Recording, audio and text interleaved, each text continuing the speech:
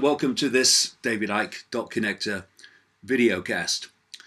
Well, I find it interesting that over the years of doing these videocasts every week, the ones that uncover the problem, which needs uncovering, absolutely should be circulating. That's why I do it all the time. But those get far bigger interest than those that look at what we can do about it, how we can make the world a different reality to the one we are experiencing and would rather it change. Which is a kind of a strange thing, because people are asking for solutions all the time. Okay, so I can see what's going on. So what's the solution? What do we do about it? And when you talk about what can be done about it, the interest is a lot less. And unless we do address that, then all we're going to be doing is exposing more and more of the problem and basically getting nowhere. The problem has to be exposed. People have to know how the world is manipulated and to what end, absolutely. But we also surely need to look at what we can do to turn that around. I think one of the points of resistance for many people is that when I talk about solutions, I'm not talking about protest and getting someone to take minutes and starting an organization. Nothing wrong with that, but I'm not talking about that. I'm talking about something much deeper and much more profound. And it can sound to people who are not into this whole arena that I'm talking about today that it's all airy-fairy, esoteric wind. How can I put it? It ain't. It's reversing how we got here. And you can find solutions for problems. And of course, we are drowning in solutions that lead to more problems. That's what politics is there for. Or surely we can do the sensible thing, which is to remove the cause of the problem, and then the problem, by definition, must go away. And when you break it down, it's so simple. It's the difference between being driven by the heart and being driven by the head. And although it is that simple, it's not easy for most people, quite understandably, to move from a head-driven perception to a heart-driven perception, because for the very reason of stopping us doing that, human society has been structured to drive us into the head and to ignore the heart. So if you look at, for instance, what we bravely call the education system, it's all about feeding the head, feeding the intellect. What I would call, and I think it's pretty obvious to anyone who looks at it, programming the head, programming perceptions of reality across the great spectrum of human society. Because once you've got someone's perception and you've got it in a bubble or in a box, then you're controlling their behavior for the rest of their life. Because perceptions of reality become behavior as a result of those perceptions. And another resistance for many people to looking at this absolutely foundation answer to everything is that they still perceive the body to be solid and physical and everything to be apart from everything else. It's not. We are consciousness. We are points of attention within an infinite state of consciousness.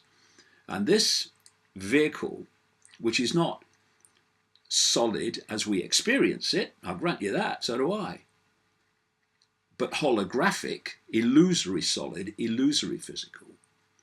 This is the vehicle through which we experience this reality, which is just a band of frequency with infinity existing beyond its very narrow walls or firewalls of human perception.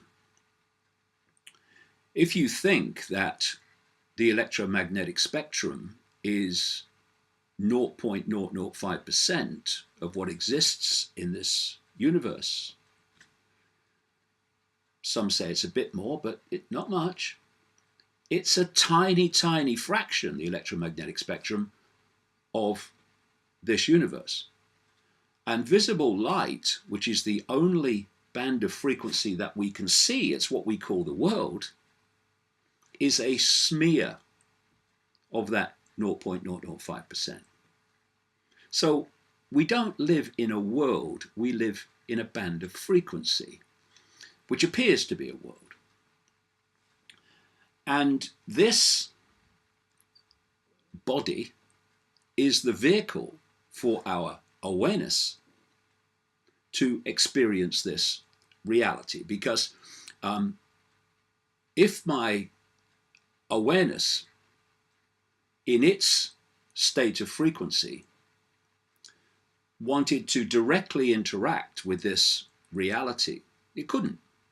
I couldn't, for instance, pick up that pair of glasses because my consciousness, that which is experiencing through the body, is in a completely different frequency to those glasses. Therefore, just as two radio stations pass each other in the same space without interfering with each other unless they're close on the dial, so my consciousness cannot directly pick up the glasses. So I couldn't interact from that level of no-form consciousness with this world. So we take on an outer shell, if you like, which is not really a shell, it's a field of information, waveform field of information, a bit like Wi-Fi, if you like. And we therefore have an outer vehicle that is resonating, vibrating, is within the frequency band that we want to experience, and therefore we can interact with it. I can pick up those glasses. And then at what we call death, the awareness, the true self, the infinite self, the eternal self, which has been experiencing through the vehicle, when the vehicle dies, not the consciousness, the vehicle reaches the end of its cycle sooner or later. Consciousness withdraws from the vehicle and continues its eternal exploration of forever. Forever. So, the question then comes, where are we going to get our information from to get a fix on the world, the reality that we're experiencing? Well, we can, if we close down our awareness and allow basically our reality to be dictated only by the five senses. Can I touch it, see it, taste it, hear it, etc.? Then it must exist. And if I can't, it doesn't exist. Possible. Well, it is, actually. If we come from that direction, then where is that information going to come from to the five senses and to the brain interacting with the five senses? It's going to come from this reality. It's going to come from within the smear of 0.005%. And who's going to control that information? Who does control it currently? The mainstream media, Silicon Valley, education, mainstream medicine, mainstream science. They control that information from which we get our perceptions, from which comes our behavior. And the brain is not where our consciousness comes from. It is an extraordinary computer system, in effect, which processes information. And if that information comes from these this world sources of information alone, the five sense sources of information that we see all the time, then it's going to process that information into a perception of reality.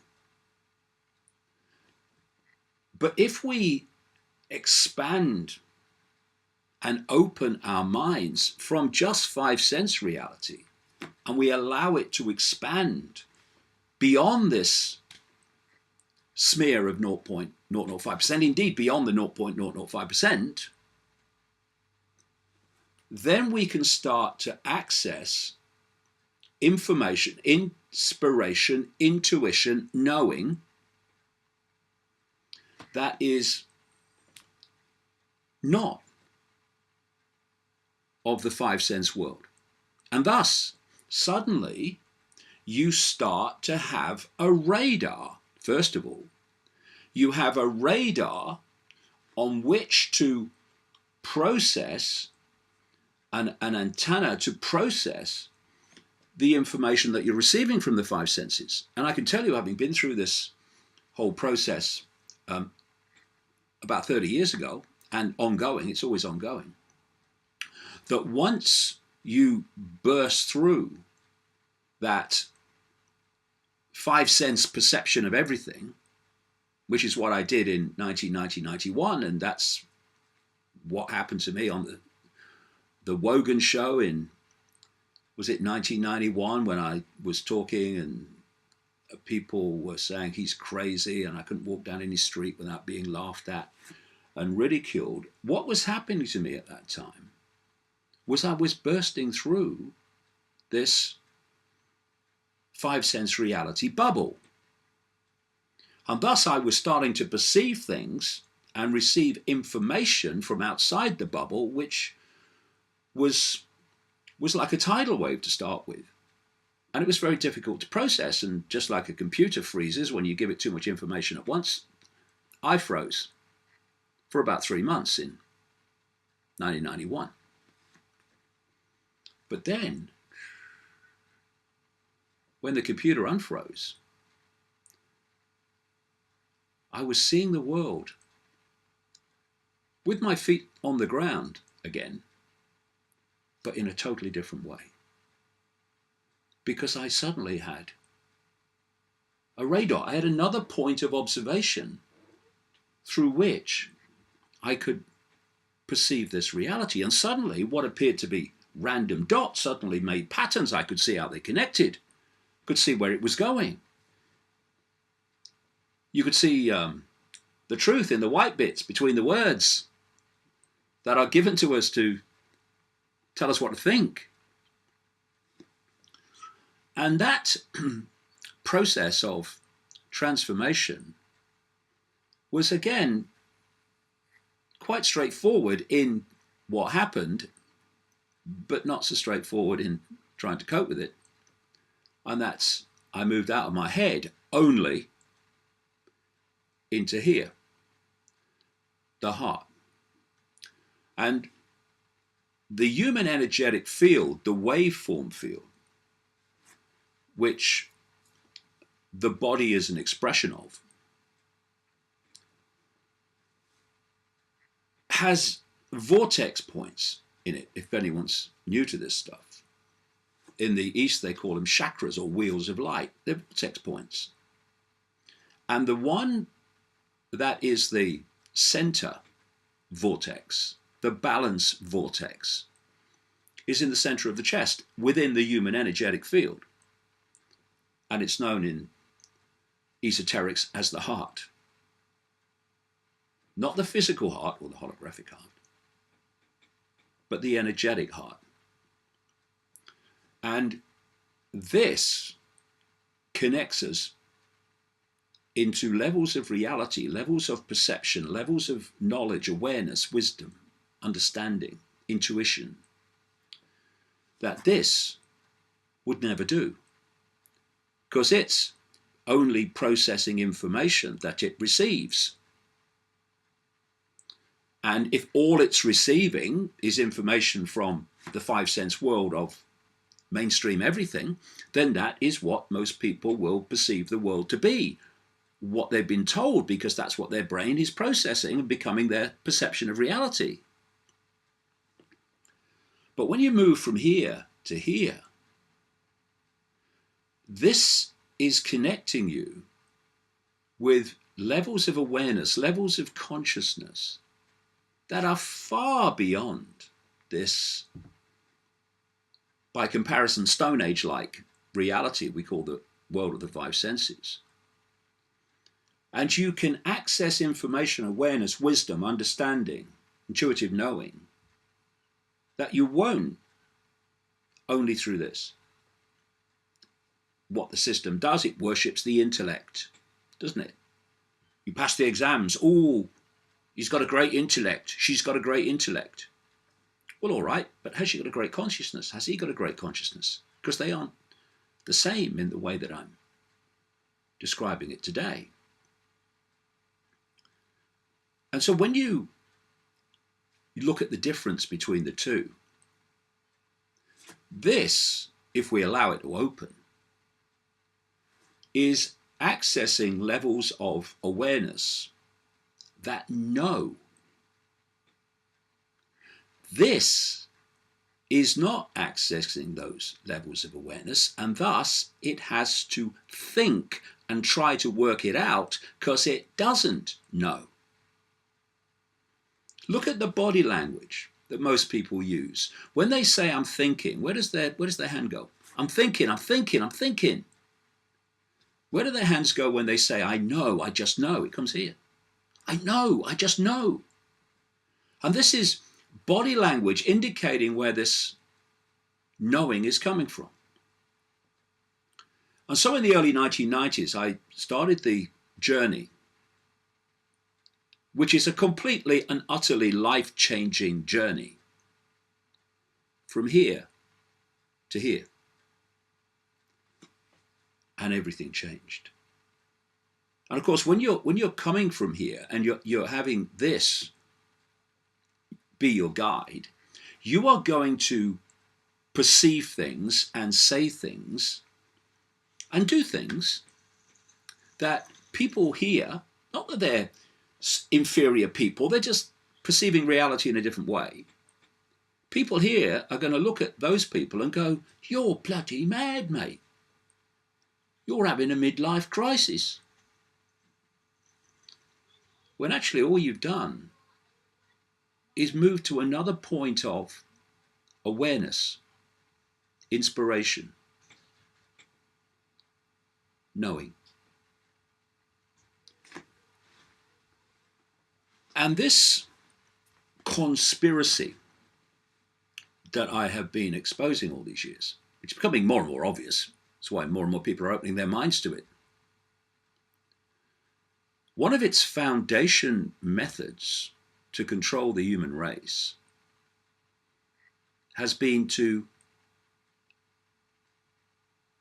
close the heart.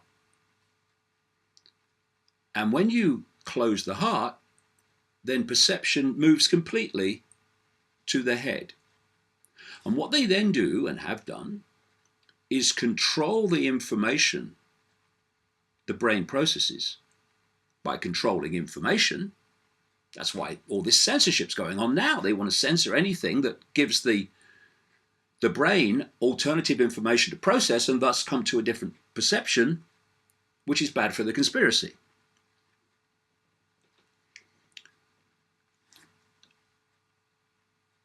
But when you go the other way and you open your heart and you move this point of perception here, then you start to see both the world and yourself in a different way.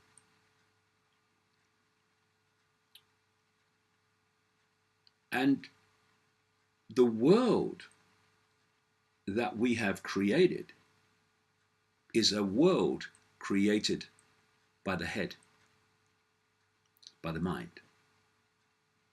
And unless we move out of that, we'll go on just repeating and repeating and repeating what's happened before. If you try to find head solutions for head created problems, that's when you are saying, I've got a solution, which leads to more problems. Einstein said something like, you cannot solve problems with the same level of consciousness that created them. And that's what we're doing. Head politicians of one party say, we're going to solve the problems of the head politicians of another party. What happens? More problems. The heart is the center of everything in terms of the human experience, and that's why it's been shut down.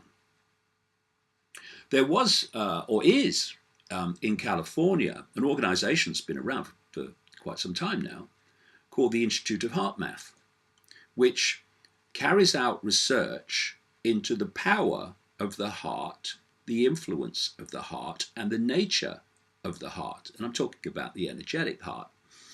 And this is some of the things that the Institute of Heart Math Research has discovered. Heart rhythms affect the brain's ability to process information. Because when people think about coming to perception, they think about the brain. I'm thinking, but this is the real PowerPoint for perception. And what's happening here is affecting this. The heart field, the electromagnetic field generated by this vortex, is the most powerful in the body. The heart has 40,000 sensory neurons, like the brain, neurons. And this is what they call, in this research, the heart-brain syndrome. Because the heart and the brain should be working together. Information, knowing,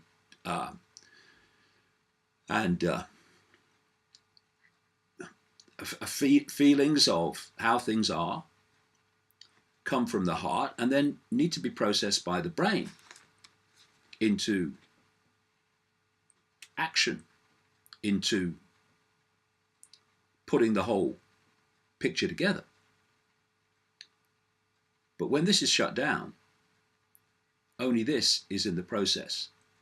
Do you know, they found that when the brain and the heart and the central nervous system are in what they call coherence, in other words, they're in balance and harmony, the person goes on to a higher level of consciousness. And when there is an incoherent imbalance in the connection between the heart, the brain, and the central nervous system, the person falls into a lower level of consciousness. And this is how the conspiracy works. It doesn't want the brain and the heart in harmony. It wants them in disharmony, because that brings the human consciousness into a lower level of awareness. Gotcha.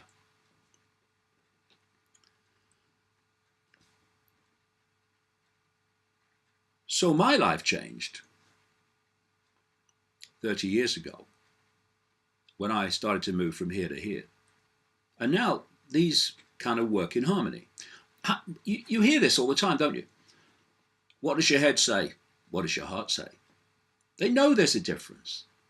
I've read accounts of therapists, one who's connected to the Institute of Heart Math, the last time I looked anyway, who've described how they used a technique whereby they put someone in a chair who had emotional problems, life problems, whatever. And they said to them, tell me about your problem from your head. And they did. And then she would symbolically change chairs and have the client put in another chair. And then they'd be asked, tell me your problem from your heart. And the therapist whose account that I read was saying that you would think you are talking to two totally separate people because of how they describe their problems from those two perspectives. The heart and the brain do not see the world, life, problems in the same way. And the one that knows is the one that's targeted by the cabal and its hierarchical system of education and media and all the rest of it. So, how does this affect society all the time? And how would it change society if we changed? Well, first of all, let's look at this cabal that's behind grotesque world events and a nightmare scenario for humanity. Why does it do what it does? Why does it orchestrate wars? Why do people die of hunger in a world of plenty? Why do people sleep in the streets while others have billions, i.e. them? How could anyone possibly orchestrate that or want to? Well, the answer is anyone with this under lock and key. The head will justify anything. It's just processing information. Give it a reason why you should have an economic system in which some people die of hunger and some people have more money than they could spend if they lived to be 1,000. And this will work out and tell you why that's rational. This would go, what are we talking about? We can't have that.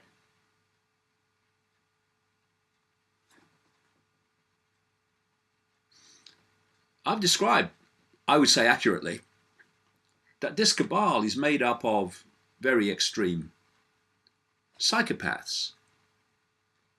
What's the number one trait given for psychopaths? No empathy. No ability to put themselves in the feelings and the emotions and the effect of what they're making others experience. And where does empathy come from? From here? From here. And the more you close the heart and move to the head, the more you close down empathy. And empathy is what I call the fail-safe mechanism of human behavior. If you have empathy with what you're making someone else experience, then that will limit what you will do. If you have no empathy, thus no emotional consequence whatsoever, no matter what you do to someone else, then you have no limits. Anything goes, which is what we see. This is what this cabal does. Anything goes. The more suffering, the better from their point of view. And what this has done is filtered down into human society. There's lots of people in the world with their hearts open, yes, but there's a heck of a lot who've had them closed. For many reasons. through many experiences. And what happens is when you're coming from the heart, and this is driving your behavior and your perception, you are accessing expanded awareness that understands that this world is just a figment of our imagination. It looks at what appears to be individual people, labels, names, life stories, and it knows that actually they are just illusions. They're just experiences for our consciousness. They're not who we are. Who we are points of attention within this infinite state of awareness. And these labels in this world where everything appears to be apart from everything else are just illusory experiences for a tiny smear of what we call time before our consciousness moves elsewhere. And what this system has done is get us to totally and utterly self-identify with the labels of race and culture, of religion, of income bracket, sexuality, all of those things, when it's just a temporary experience. And because the heart knows it's an illusion, and we are all expressions of each other, all expressions of one infinite stream of consciousness, it doesn't see the divisions between us. It sees the connections, the unity. We are all expressions of each other. It knows that. This, decoding only the information that it's given, sees everything as apart from everything else. It self-identifies with labels. And through those self-identifications with labels, you have divide and rule. This is why we have all this conflict in the world. We're all each other. What are you fighting each other for? Well, I'm a different colour to him. It's an illusion, mate. What are you talking about? Be over soon.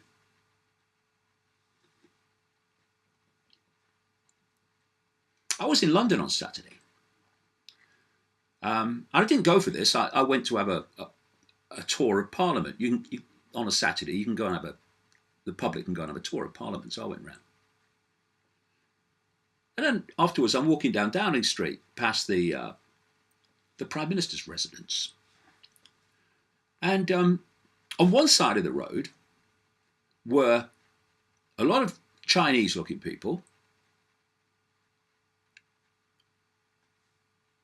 shouting and waving banners in support of the protesters in Hong Kong.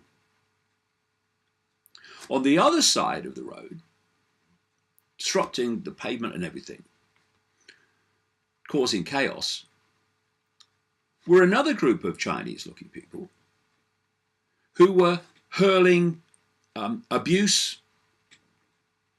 the other way in support of the Chinese government over the protests in Hong Kong. And it went on. One shouted, the other shouted, they all shouted together, waving their bits of paper. As if, what's that going to do for a start? But what I was looking at was the head and the head abusing each other. There's no heart there. Another thing that comes out of heart is respect. Respect for another's right to an opinion, for another's right to freedom of expression. That comes from here. And it's interesting that one of the phrases we use for people who are extremely negative, empathy deleted. What do we call them? Heartless. Literally heartless, because this is closed. And you see heartless behavior all the time, which lacks empathy with those who have a different view. So in that situation outside Downing Street on Saturday, you had two sides, both coming from the head, who were hurling abuse at each other because they had no respect for the other's right to a different view. Oh, well, I think this and I support that. Oh, all right. Well, I think this and I support that. Okay, well, you say what you've got to say and I'll say what I've got to say, and then people will have to make their minds up which they think is more valid. That's what you call mature, adult, heart-centered human discourse. You don't have to agree, but you see that everyone has a right to their opinion and for that right to be respected, even if you don't like the opinion. And so this concept of someone being heartless is much greater and much more expanded than just psychopaths who do horrific things, violence and what have you. Call them heartless. People call governments heartless, of course, which is what they are. They're head institutions. That's what governments are. They're not heart institutions. They wouldn't act like they do if they were. But heartlessness, therefore, from my definition of heart, also applies to the censorship of Silicon Valley, or coming out of Silicon Valley. Those that control Facebook and Google, Twitter, Amazon, and those that run the hate groups claiming to be anti-hate groups that just want to stop anyone having a different opinion, they, from my perspective and definition of the heart, are heartless because they lack respect for all people to have a right to an opinion, and they lack empathy in any way with that opinion. They don't even look at it. It's different from theirs, so it must be wrong. There's no empathy. Oh, well, let me have a look at this, And when they are silencing people and destroying them financially, like these ultra-Zionist hate groups try to do, where's the empathy with the effect they're having on these people? None. Of course, they're coming from the head, the heart, solid gold shut.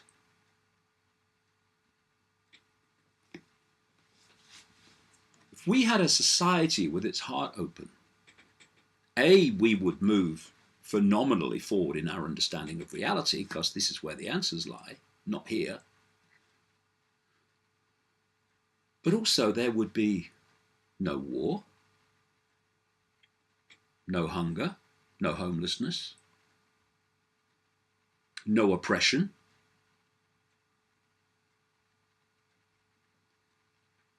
and no censorship of another's right to an opinion. None of those things can happen when the heart's open. But the head,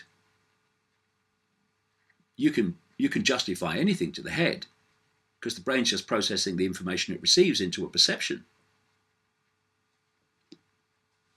And if you control the information, you're going to overwhelmingly control the perception, thus you're going to control the behavior. This is how it works.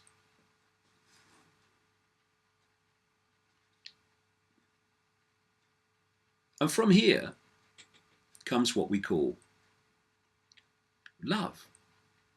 But love in its widest sense, in fact, we have become so disconnected from what love means, we tend to put words like unconditional in front of it to distance it from the perception of love that human society has taken on.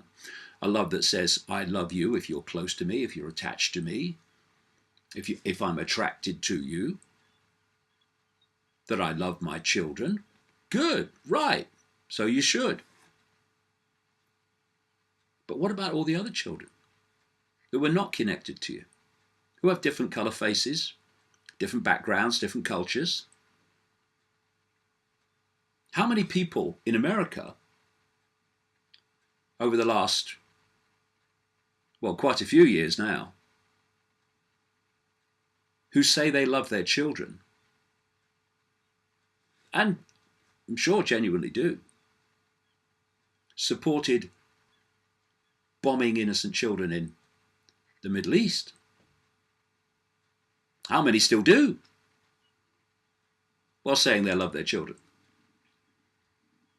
Love and the heart does not select. It's love. It's empathy.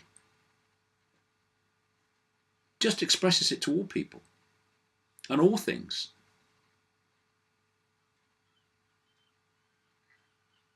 Imagine a world in which we did that. Would it be the same as the one we have now? Are you having a laugh? It would be transformed. Because what is what we call human society? It's the sum total of human perception which plays out as human behavior. So where's that perception going to come from? Here, isolated from this, or from this, in harmony and balance with this? Because the two societies, the two collective perceptions of that and that are going to be dramatically, dramatically different.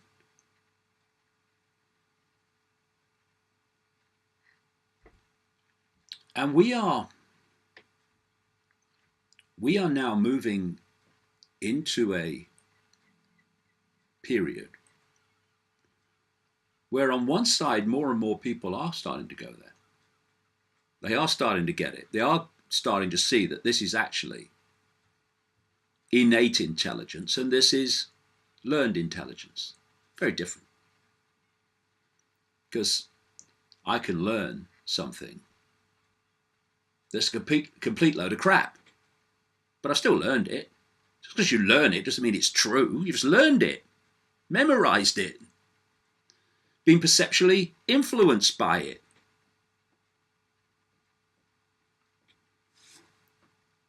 So this learns on the basis of the information it receives, and who controls that in this world, overwhelmingly. And this knows because it's connected to that level of awareness that does know. That's why the worlds that these two create are so dramatically different and would, if we went here, transform everything because of what will come from it. And we're heading, therefore, into a period rapidly where more and more people are going there and getting it. When people say, I woke up, what does that mean? It means they woke up from the program and started to see beyond the program. But on the other side, this cabal is trying more and more to close the heart down. And nothing closes the heart down quicker than fear. You don't have fear in your heart. You can't have fear in your heart. Your heart is love. What fear can do is close down your connection to the heart and out there. That's what they want. That's why they want people in fear and anxiety and depression. It closes the heart down. And one of the ways you can get in touch beyond this tiny band of frequency is to be in a place of quiet, in a place of silence, without all the interference and focus that sound and all this movement and everything can do to the brain, because the brain is so activated by the noise and the movement, and it's what you get in major urban centers, for instance, that it's so focused on that it can't hear this. So often it's good to get out into silence and solitude. Not forever, but enough to get in touch. But now, I've got a story here from this week. They are targeting solitude. They're targeting people that want to be alone with their own infinity. Modern medicine declares war on loneliness with drugs and bots, threatening introverts with extinction. And it points out how when people have gone crazy with guns, they've been described as loners. Loners, those dangerous types who actually enjoy solitude, are stigmatized, the article says, as an unpredictable weirdo who need to be brought into the fold.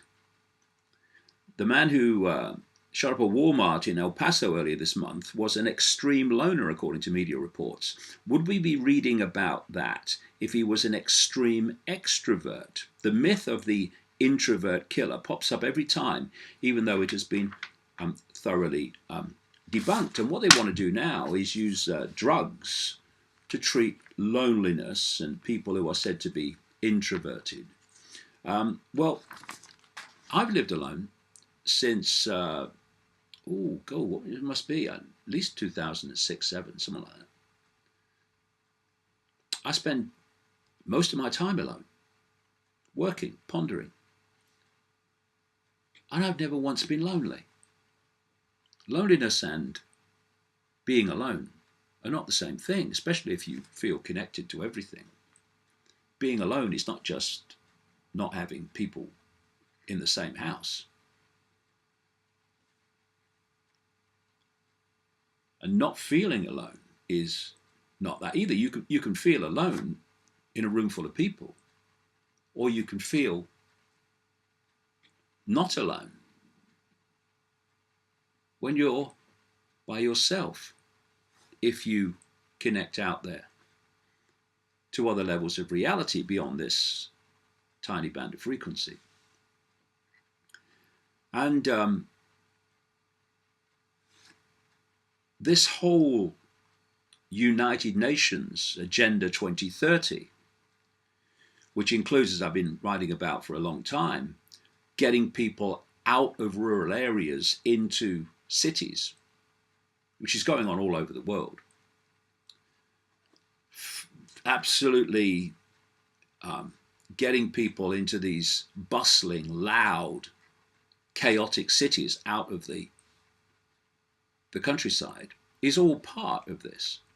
And so is the agenda to connect the human brain to artificial intelligence. It's to bypass the heart, because this cabal knows that when this opens, game's over. Another one of its part of its armory is social media. Look at how heartless so much of social media is, as people get off on hurting other people. That's psychopathic behavior. And social media, when people are often hiding behind anonymous login names, is a means to bring out and accentuate and trigger this heartless, psychopathic, empathy deleted, respect deleted level of mind and low vibrational emotions, and to keep the heart shut. Because people opening their hearts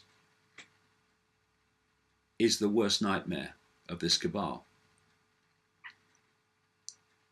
is why I say it's a bit sad that people are less interested in, it seems anyway, in terms of numbers, looking at this background to why the world is as it is and how we can change it than it is in looking only at the problem. People say there's no answer. There's nothing we can do. Well, no, there's not. If you're coming from the head only, and you're coming from the five senses only, the cabal has all the aces. But go here, and everything that comes from that, and the game is over. Because the way that we have been collectively controlled is over. And, you know, when you look, for instance, at 5G, what is 5G? It's an electromagnetic frequency, like all of this stuff. And electromagnetic frequencies affect the electromagnetic frequencies of the body and of the human energy field. That's why it affects people so much in terms of health and psychology. And have no doubt that this 5G is also in part, because it's multi-leveled in terms of its planned effect, in part it's designed to close down the heart by manipulating the human energy field. And people might say, oh, well, you know, it's all esoteric rubbish, mate. Navel contemplating. But look at what being directed and dominated by the head and the gut has done. It's got us where vast, vast numbers of human beings don't want to be.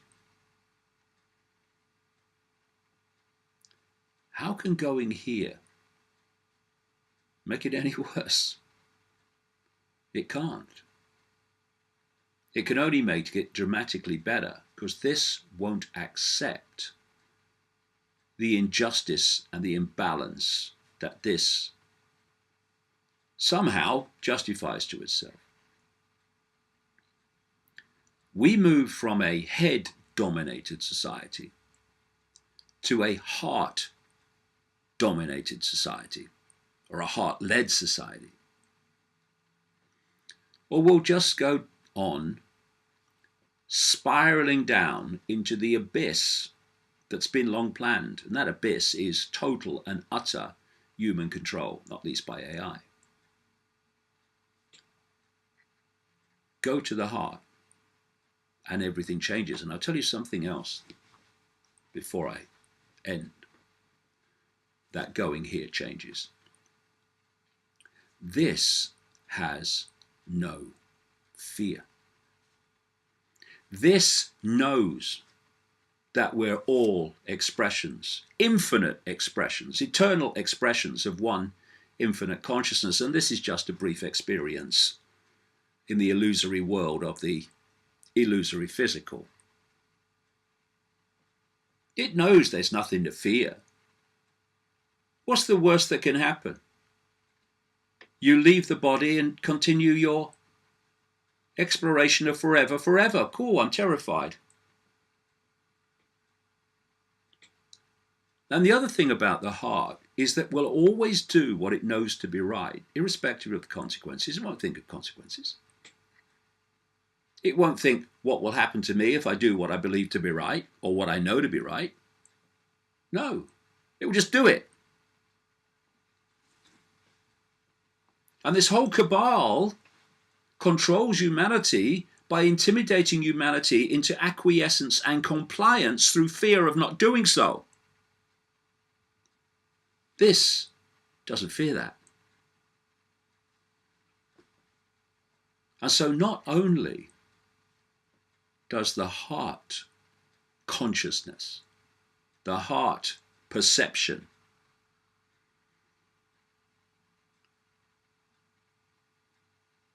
see all humanity as important and relevant and to be respected. It will not be intimidated into compliance and into silence. Put those two things together, and the two pillars of cabal control, which is people complying with what they don't want to do because they fear not complying. And two, people will always do what they know to be right, irrespective of whether they think it's right for them in the moment. It always is if they do what they know to be right. And instead of saying, how does this affect me? This says, what is just, what is fair in this situation? Now you put those two things together. No longer fearing compliance or not complying. No longer fearing the consequences of not knowing or doing what you know to be right. And at the same time, always doing things on the basis of what you believe and know to be right, to be just, and to be fair. What a world that would be compared with the one we have now. And all it takes is a little journey with a extraordinary impact from here to here. It's time to give it a try. Because the alternative hasn't worked, has it? See you soon.